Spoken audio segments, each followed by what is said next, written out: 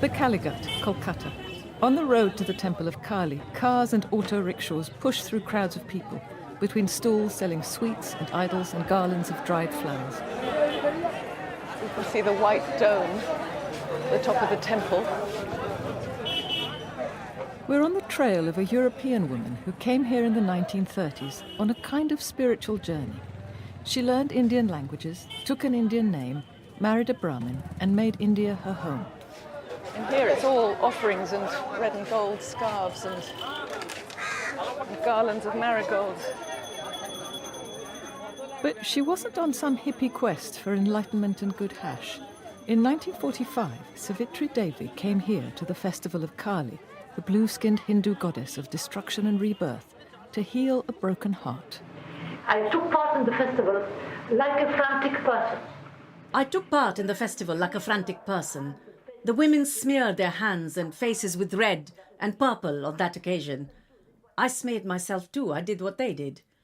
And I can see myself too in the Kalighat temple in Calcutta, in front of the statue with the drums beating and resounding in me. The Nuremberg trial was on at that time. Mother, dark blue mother, avenge them. Avenge them. Avenge them, the martyrs of Nuremberg. Avenge them, the martyrs of Nuremberg. You heard her right, the martyrs of Nuremberg. Savitri was here to mourn the fall of the Third Reich and fortify her faith that National Socialism would rise again. In her fervid imagination and her many books, she wove an elaborate synthesis of Hinduism and Nazism, a new religion that took Hitler as its messiah. She believed that if her Führer had won the war, he could have ended the Kali Yuga, the dark age of Hindu mythology, ushering in a golden Aryan future.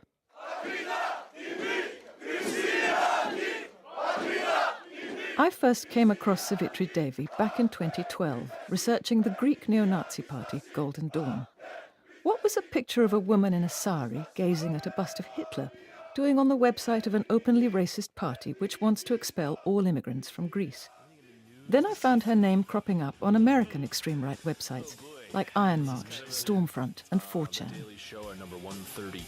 In America and Europe, neo-Nazis and white supremacists have emerged from the web's dark corners onto the public stage and America's network news. This is a political revolution, and tomorrow belongs to us. Hail victory! Of course we look up to men like Adolf Hitler. We look up to him as inspirations for what we can achieve. We are white people. We are Aryan! You must destroy the Kali Yuga. Far off, in the distance, I can hear the hoofbeats of the white horse of Kalki, galloping towards the past, climbing back. Hail our people! Hail victory! Hitler, the Kali Yuga, Aryans. It's all tongue-in-cheek, of course, except when it isn't. Back in Kolkata, Savitri's nephew, veteran left-wing journalist Shumanta Banerjee, is worried by echoes of his aunt's views in modern Indian politics. Why is Savitri Devi relevant for India now? It is because her disciples are ruling India today. The members of the present Modi-led BJP government have imbibed Savitri Devi's ideology. Shumanta's talking about Hindu nationalism, the belief that India is an essentially Hindu country, another element of Savitri's faith, and now the official ideology of India's ruling party. The alt-right, neo-Nazis, white supremacists, and Hindu nationalists, their histories all flow together through Savitri Devi's cracked vision. So can she help us understand what animates them now? The greatest living expert on Savitri's work is probably Greg Johnson, curator of the online Savitri Devi archive, publisher of her books in the United States, and editor of the extreme right website Countercurrents, which aims to hasten the dissolution of the Dark Age and preserve essential ideas for the Golden Age to come. Really, she's one of the most fascinating eccentrics of the 20th century, an extraordinarily gifted person in terms of her intellect. Her opinions are totally outside the mainstream. She was one of these people who wouldn't hurt a fly in her day-to-day life, but Literally. would come out with extreme rhetoric. And the way I put it polemically and sort of mockingly is that Savitri loved all God's children except the Jews. Savitri was born Maximiani Portas to an English mother and Greek-Italian father in France in 1905.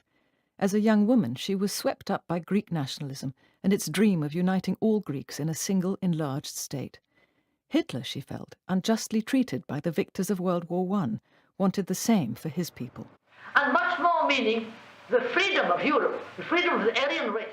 And much more, meaning the freedom of Europe, the freedom of the Aryan race, from any kind of Jewish spiritual overlordship. He's the one who's going to free us from all that. He's my leader too, mein Führer. Mein Führer. A passionate anti-Semite, Savitri became obsessed with the myth of the Aryan race, which Hitler took as his pretext for genocide.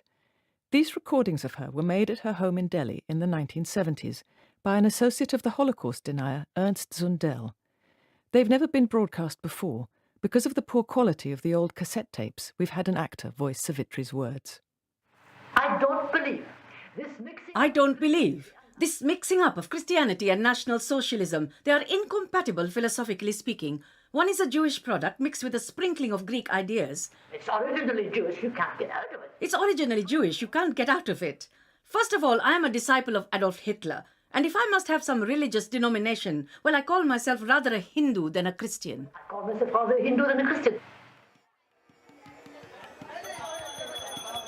Savitri travelled to India in the 1930s to look for the pagan world displaced from Europe by Christianity, and was dazzled by the colours and sounds of a Hindu festival celebrating Rama and Sita. For her, the ceremony proved that Hinduism honours the Aryan race above all. I saw this crowd all around the sacred tank. Under the full moon, a violet sky. Beautiful. The crowd of dark people honouring the Aryan conqueror who presented white. Honouring him with praise, with flowers, with a whole ceremony. And I thought, here you are. Non-Aryans in crowds come and worship as a god, an Aryan king of old. That's lovely. I was proud of my race. I was proud of my race. Savitri married a man she thought of as a fellow Aryan, the Indian Brahmin Ashit Mukherjee, and became part of his family. To his nephews, Shumanta and Shamik, she was Savitri Mummy, Auntie Savitri.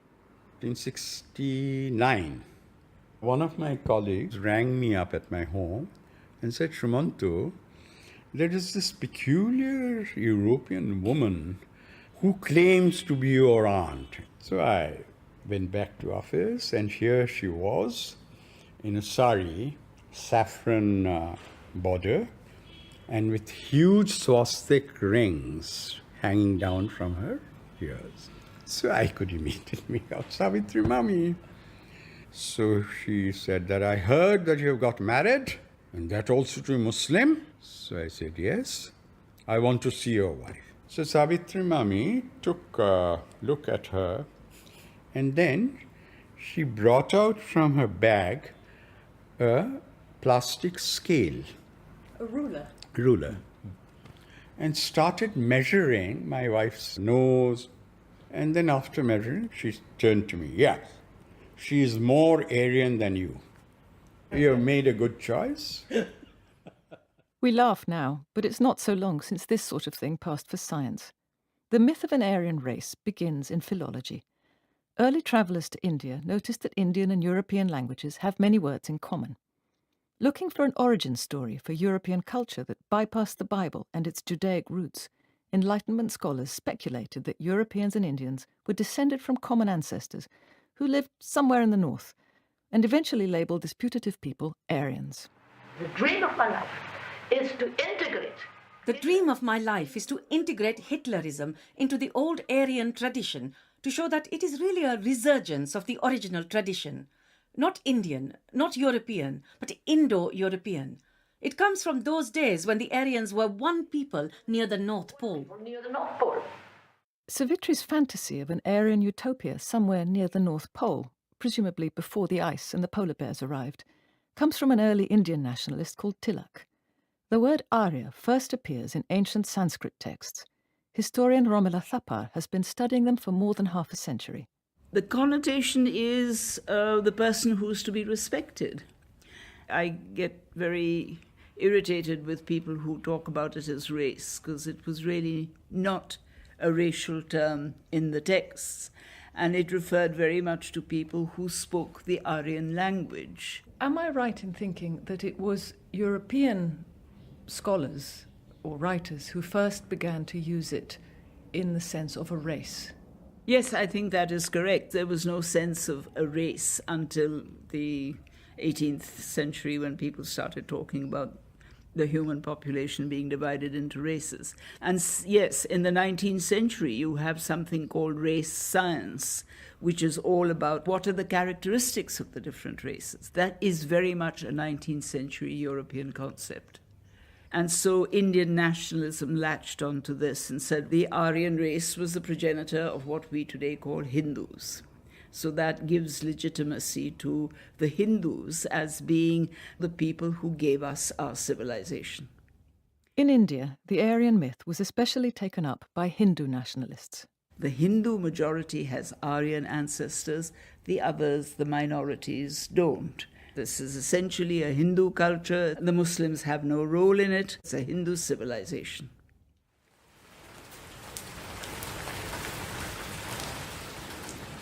We've come inside the courtyard of the Hindu mission. It's raining. There's a low covered veranda with red pillars and a marble floor.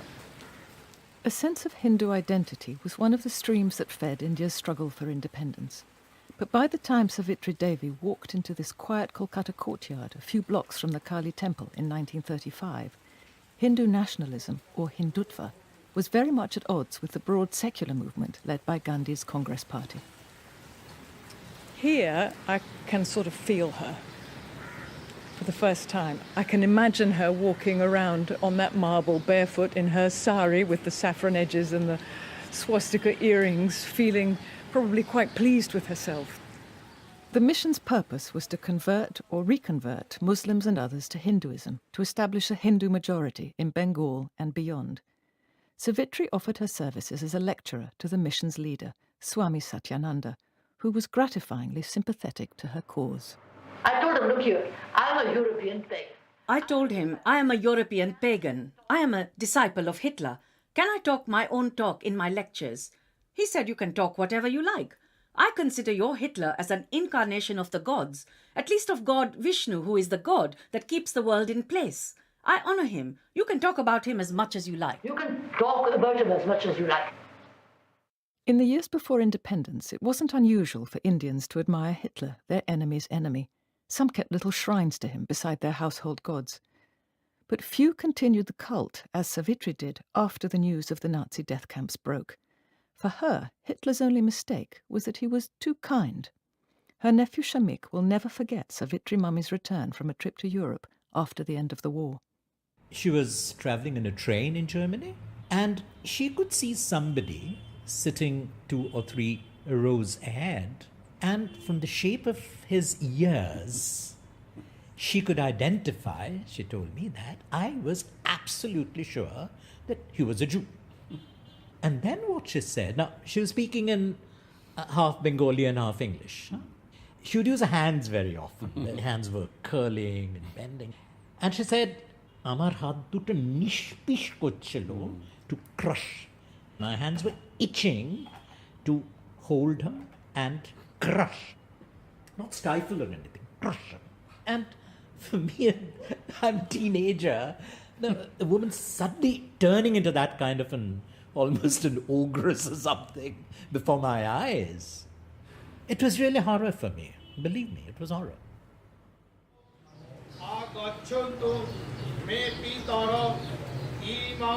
These days, the Hindu mission is a quiet community shrine where people come to offer prayers for their dead. It feels far away from politics.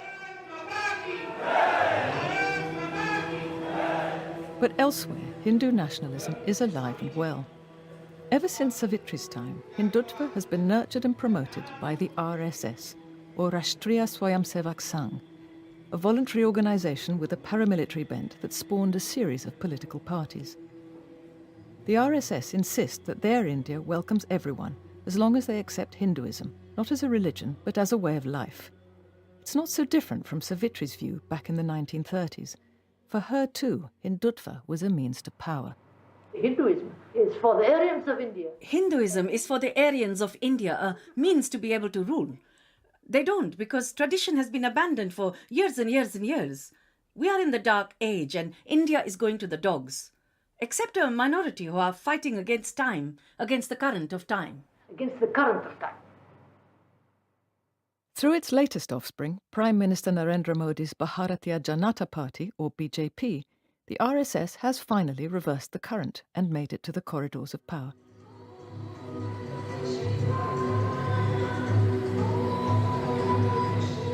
We're at a cultural event organised by the RSS in a grand 19th century Kolkata hall, whose elegant columns blend British neoclassicism with Indian intricacy. Some 200 people, mostly men, are watching a kitsch performance of traditional dance by women in red lipstick and gold jewellery. If you are a very ancient culture that's lost its power to the upstart civilizations of the West, it's very difficult to reinvent yourself, except by looking in the mirror that the West has held up to you in the way that the West sees you. And that's what Greece and India have in common. The event is a proud celebration of the day 125 years ago when another Hindutva advocate, Swami Vivekananda, took Chicago by storm with a speech about Hinduism's inclusive tolerance. But this doesn't feel like a very tolerant crowd.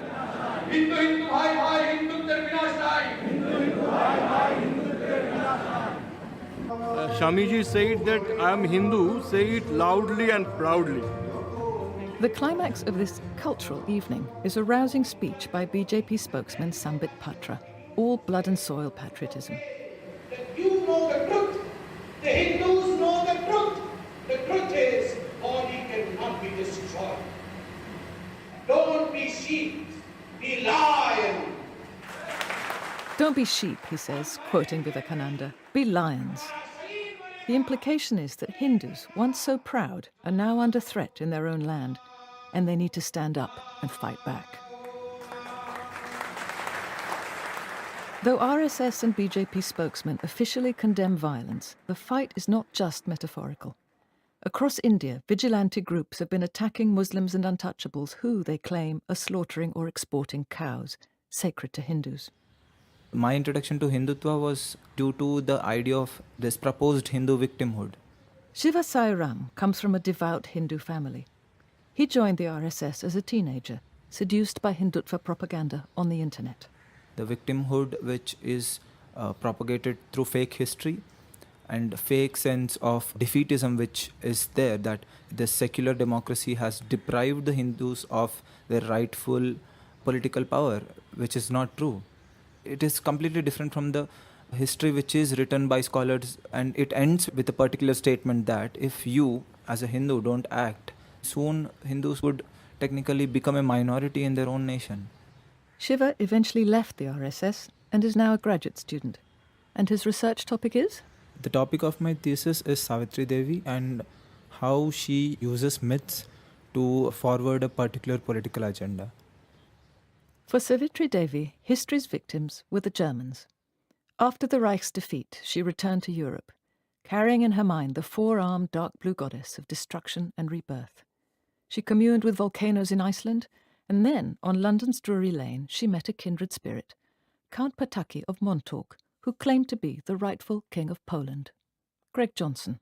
She was going one way dressed in a sari, and he was going the other way dressed as Richard II, basically. And so naturally their eyes met and they became friends. And he was an ardent fascist and had been one of the few Poles who looked favorably upon the Germans throughout the Second World War. He had this press, he printed up flyers and leaflets, and she went to Germany in 1948 and started passing out flyers and leaflets to the occupied Germans in the Western Zone.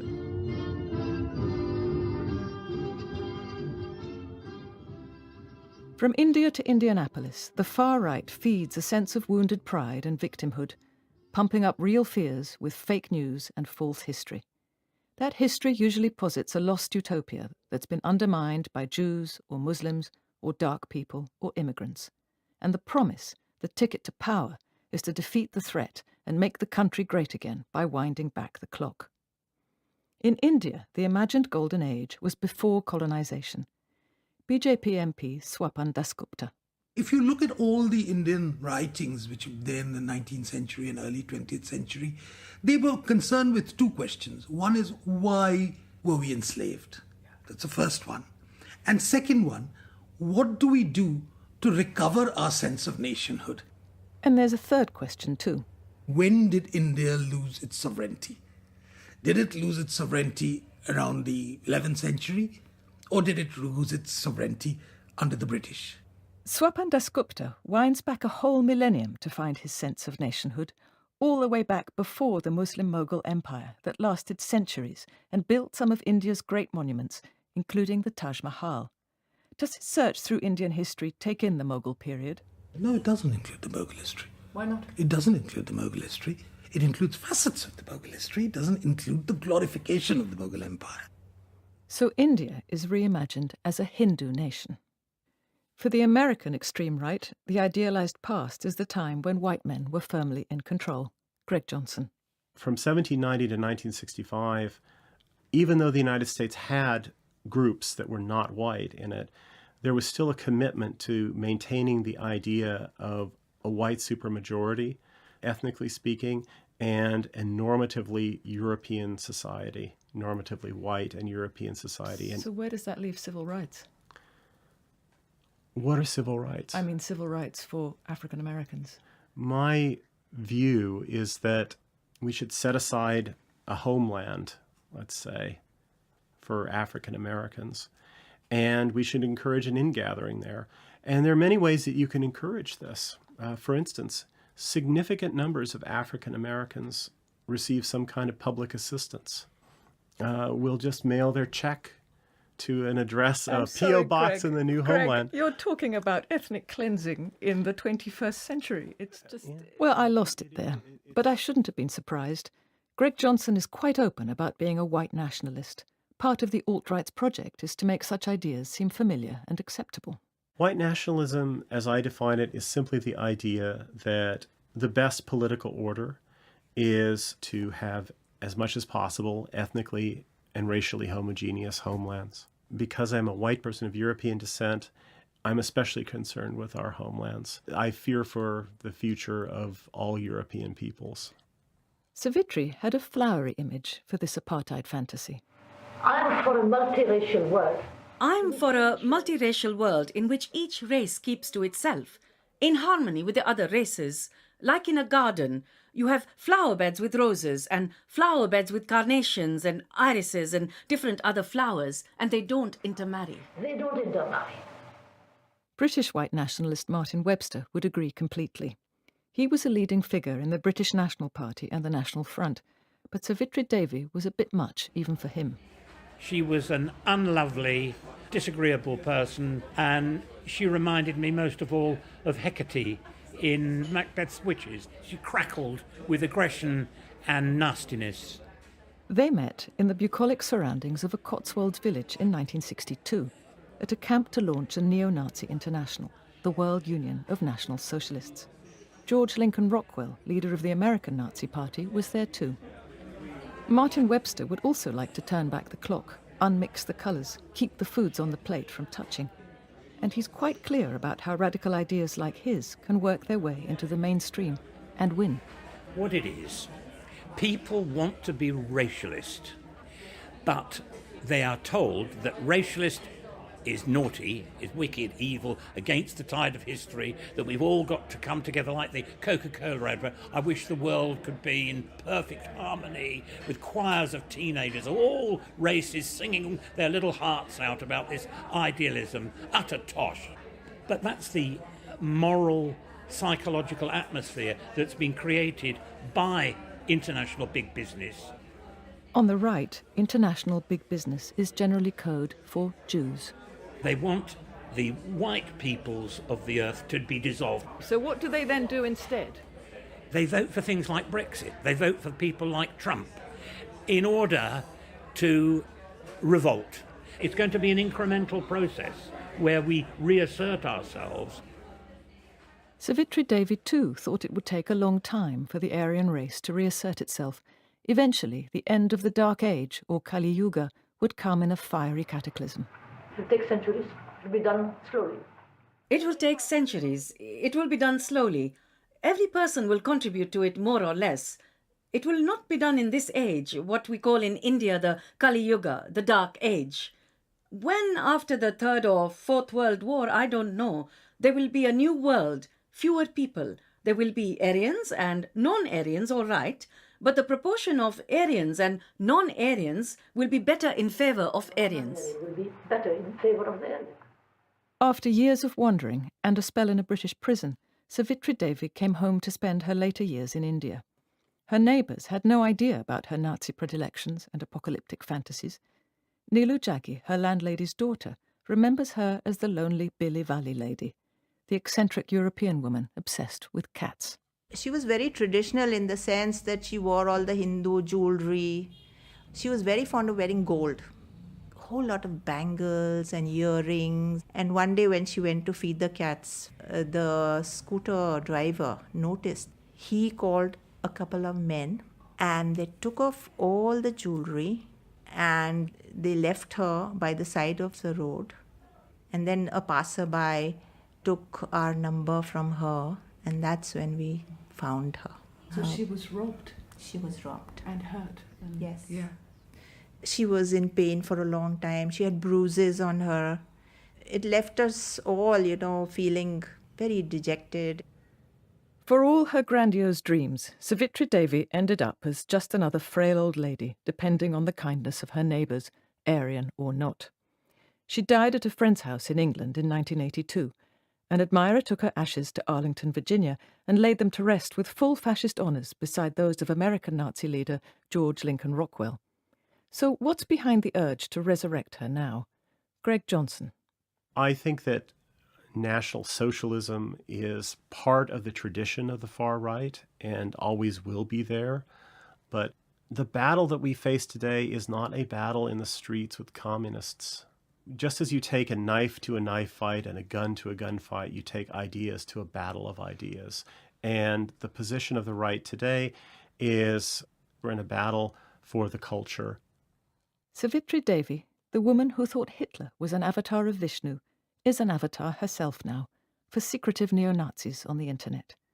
If she crackles, it's just electronically, more meme than memory. But her dark obsessive vision, extreme to the point of camp, fits right into the culture of today's far-right international, which takes irony as its alibi as it slips its rage and hatred under the culture's skin.